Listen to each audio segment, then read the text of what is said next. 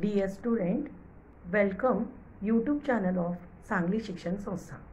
Today we are going to study 8th standard geography, lesson number 3, humidity and clouds. In this lesson we are going to study about evaporation, humidity in the air, absolute humidity, relative humidity, condensation, densification, sublimation, clouds and types of clouds. The above picture the words hot, moist, cool, etc.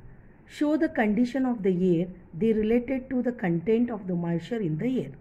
The moisture in the air is invisible, but it is major component of the air, which is taken into consideration while discussing the weather of any place. For precipitation to occur in any place, presence of moisture in the air is very important. Here we found hot and dry air. Here we found hot and humid air. Here we found cold and dry air. Look at the picture shown in the figure. This picture shows Rajasthan state. This picture shows Mumbai city, and this picture shows Kashmir valley. The Rajasthan lies in a region with dry and hot air. There is hardly any moisture in the air, so people wear loose cotton clothes. In Mumbai, the air is hot and humid. There is a proportion of moisture is very high in the air. In condition, if dark clouds cover the sky, the content of moisture in the air is increased. This picture shows Kashmir valley. The Kashmir valley lies in the region with cold and dry air. Here, the moisture is minimal in the air, so people cover themselves with warm clothes. Generally, we keep talking about weather conditions. We can identify the weather condition through the conversations. We experience the dampness or dryness in the air throughout the year.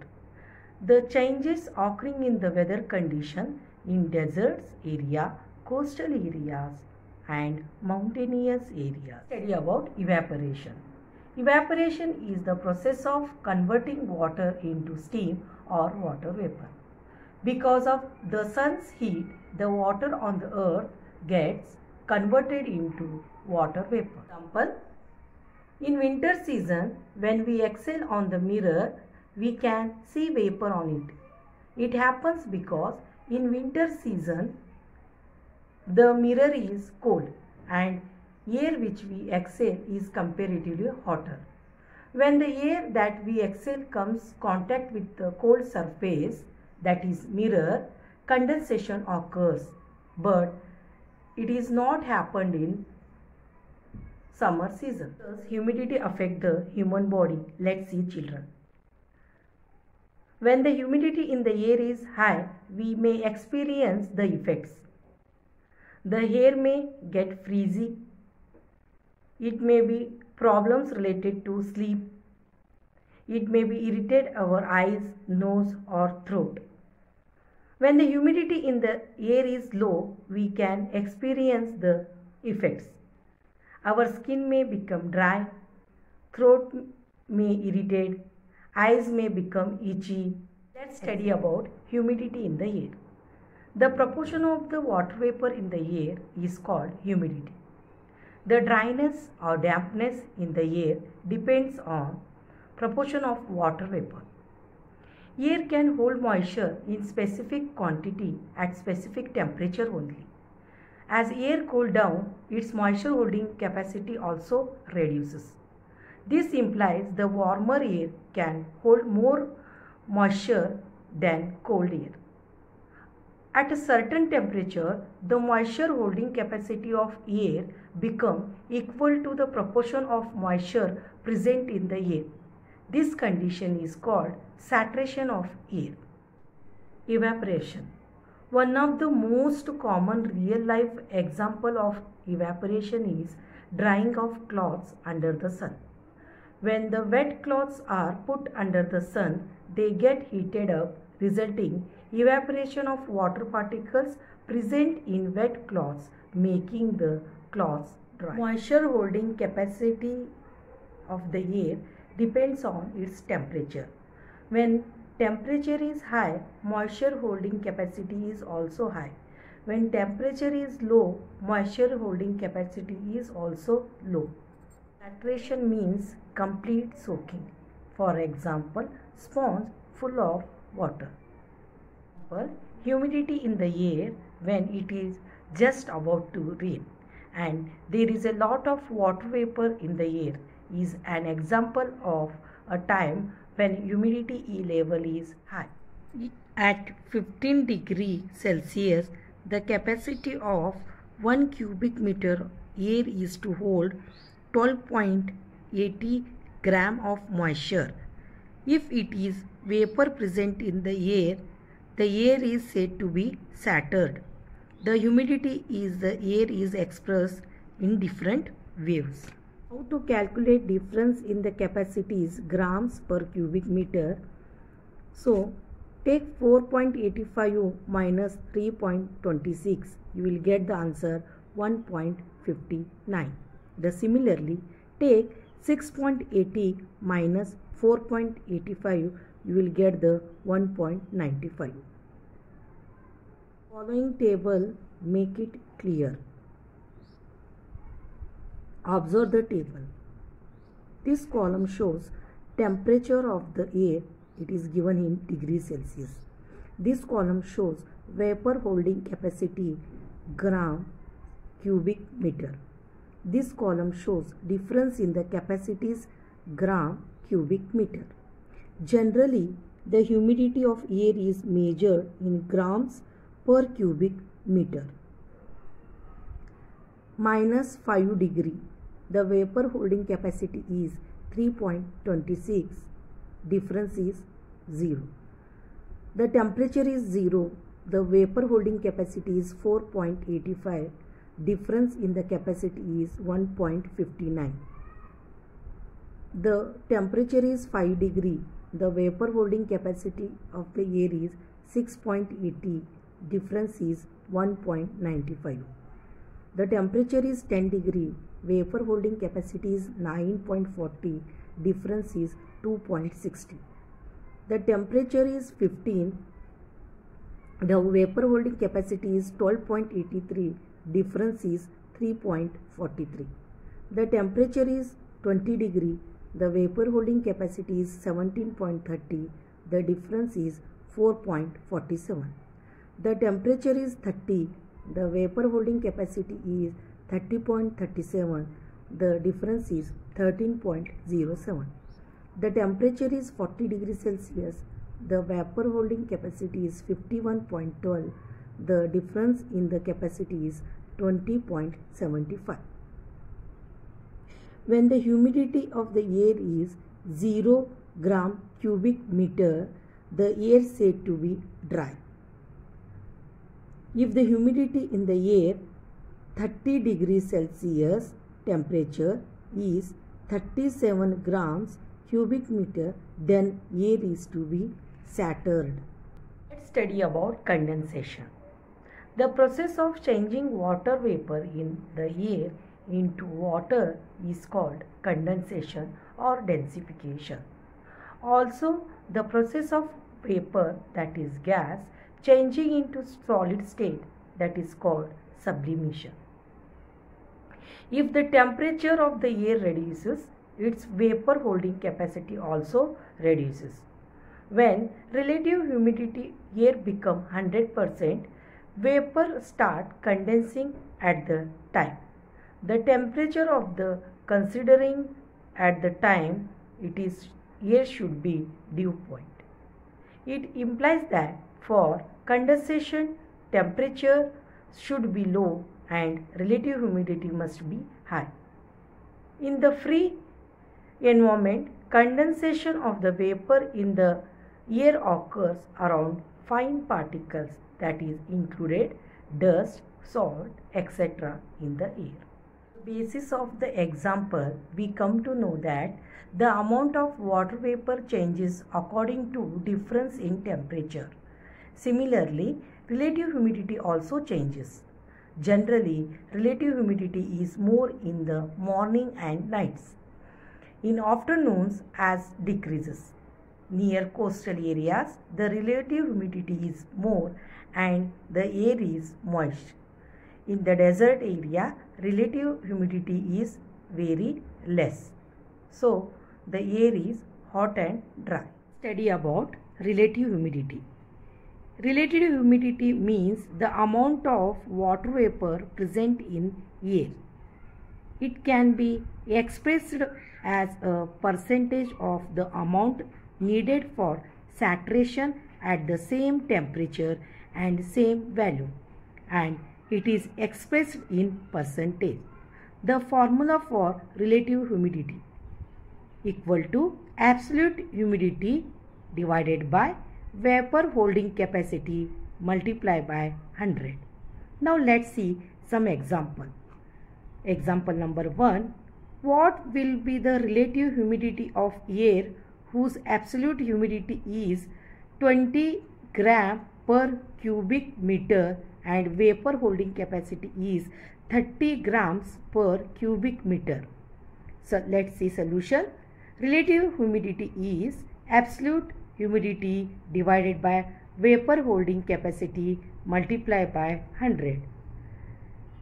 Relative humidity equal to 20 divided by 30 multiplied by 100 is answer 66.66%. Let's see one more example.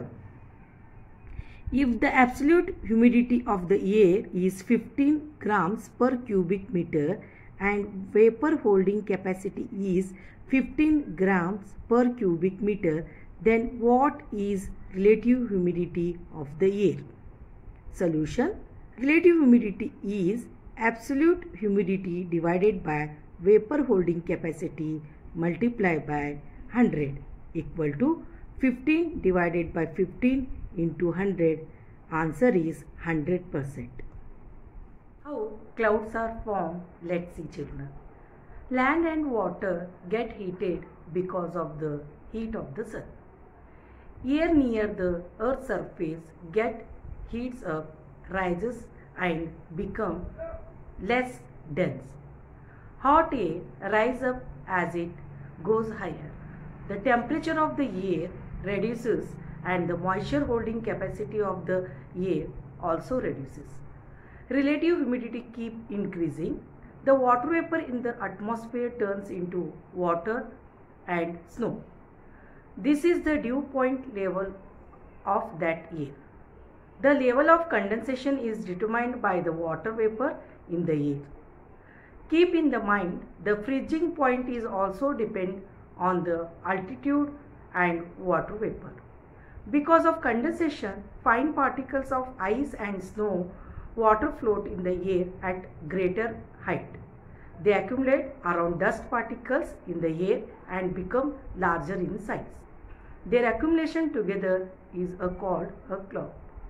Because of vertical flow of wind, they float in the atmosphere like a kite, which floats in the air. It moves higher and higher the clouds to float in the atmosphere because of vertical flow of wind. Now let's study about clouds and types of clouds. First, we will see what is cloud. A visible mass of fine particles of ice and water accumulated around the dust particles in the air at high altitude is called cloud. Cloud causes rainfall or snowfall on the earth. Dew, frost and fog are the forms of condensation at ground level, while clouds are forms of condensation at higher elevation. Elevation means altitude. Let's study about types of cloud. Cloud types according to international classification. Cirrus, cirrostratus, cirrocumulus.